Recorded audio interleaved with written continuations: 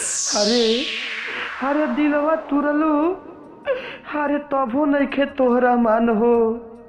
अरे हे करेजा, अरे हे करेजा हंस के तू काहे न मंगलू।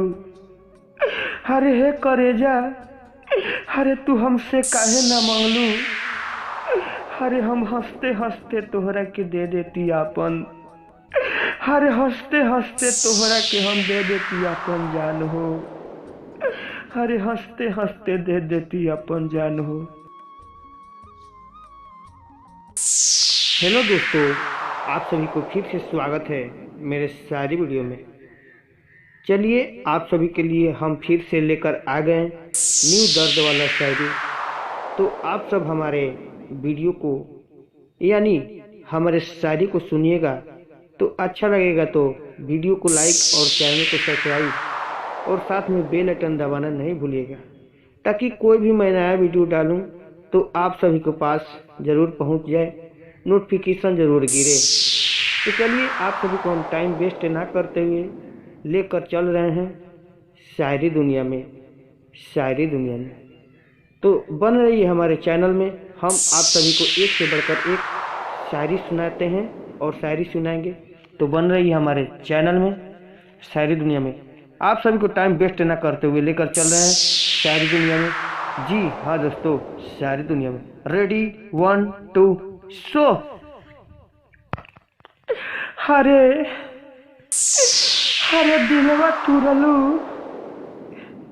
हे करेजा, अरे दिलवा तुरलू, अरे तबो नइखे तोहरा मन मान हो। अरे अरे दिलवा तुरलू, अरे तबो नइखे तोहरा मान हो। अरे हे करेजा, अरे हे करेजा हंस के तू काहे न मंगलू। अरे हे करेजा, अरे तू हमसे काहे न मंगलू। अरे हम हंसते हंसते तोहरा के दे देती आपन। अरे हंसते हंसते तोहरा के हम दे देती अपन जान हो। अरे हंसते हंसते दे देती अपन जान हो। अरे पत्थर के दिल काहे न दिहला राम जी बनाई हो। अरे अरे पत्थर के दिल काहे न, अरे अरे पत्थर के दिल काहे न राम जी तू दिहला बनाई हो। अरे तू लड़की हो, अरे तू लड़की हो कि अरे बकरी माल काटे वाला कसाई हो। अरे बकरी माल काटे वाला कसाई हो।